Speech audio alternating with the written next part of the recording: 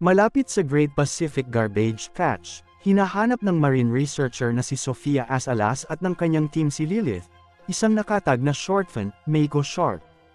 Pinamunuan ng kanyang asawang si Chris ang isang dive team nina Sam, Juan at Tom. Na iniwan sina Sofia at Jade. Napansin muna ng team ang isang hindi pangkaraniwang tanawin ng pangangaso ng mga mako sa isang pack, bago nila mahanap ang pating na lumaki ng mas malaki mula noong huli siyang makita. Sa pagpapakita ng pating na hindi agresibo, sinubukan ni Chris na kumuha ng sample ng dugo mula kay Lilith, ngunit ang pating ay biglang sumulpot at pinatay siya, sina Sam, Juan at Tom.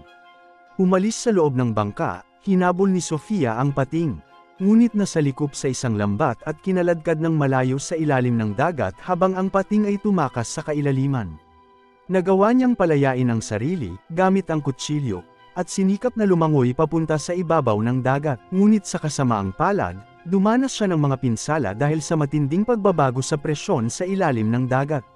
Pagkalipas ng 3 taon, nagtatrabaho si Sofia sa isang aquarium sa Paris. Si Mika, isang environmentalist, ay pinaalam kay Sofia na ang tracking signal ng pating ay aktibo pa rin at na siya ay naglakbay mula sa Pasipiko at paakyat sa Ilog Seine at tila nakulong sa lungsod. Matapos matagpo ang patay ang isang lalaki na may mga sugat mula sa kagat ng pating, kinuha ng police diver na si Adel si Sofia para tumulong sa paghahanap at pagpatay sa pating, ngunit pinatay ni Mika at ng kanyang girlfriend na si Ben ang signal bago nila magawa ito.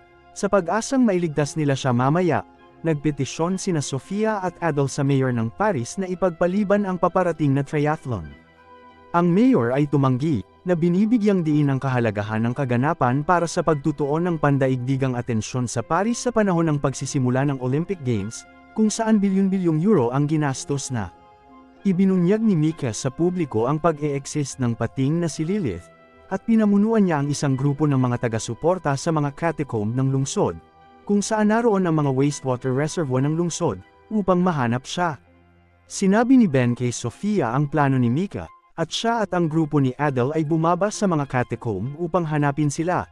Pagkatapos na muling i-activate ang signal ng pating, nag-activate si Mika ng pulso upang akitin ang pating kung saan nagtipon ang kanyang grupo, at lumangoy papunta sa gitna ng tubig.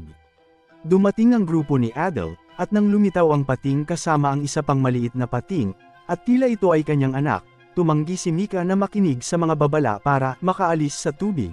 At pagkatapos niyang hawakan ang maliit na pating, sinalakay at pinatay siya ng malaking pating na si Lilith, na nagdulot ng matinding takot at nagpanik ang mga tao.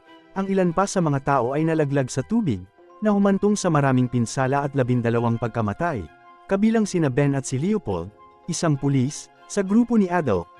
Sa resulta, natagpuan ni Sofia at Adel na patay na ang maliit na pating, at pagkatapos suriin ito ay natuklasan nilang nag-mutate ito upang umangkop sa tubig tabang, at na ito ay buntis sa pamamagitan ng parthenogenesis, at kung hindi mahuli ay maaaring manganak si Lilith ng mas maraming mutated na pating. Ang mayor, na ayaw sisihin ang sarili sa nangyari, ay nag-utos sa kanila na patayin ang pating, at tumanggi pa rin na kanselahin ang triathlon na gaganapin sa ilog sa susunod na araw. Nakikibahagi siya sa isang panayam sa TV, na binabawasan ang panganib na naroroon ng mga pating. Gumawa ng plano sina Sofia at Adel para akitin si Lilith palabas ng mga catacomb at pasabugin siya sa tulong ng mga eksperto sa pampasabog na sina Poicard at Beruti. Habang idineklara ng mayor na simula na ang triathlon, at ang mga manlalangoy ay lumusong sa tubig, sinimulang isagawa ng grupo ni Adel na sina Caro, Adama, Angeli at Marquez ang plano. Sa ilalim ng tubig, sina Sofia at Adel ay nakatagpo ng isang malaking grupo ng mga maliliit na pating habang inilalagay nila ang kanilang bitag.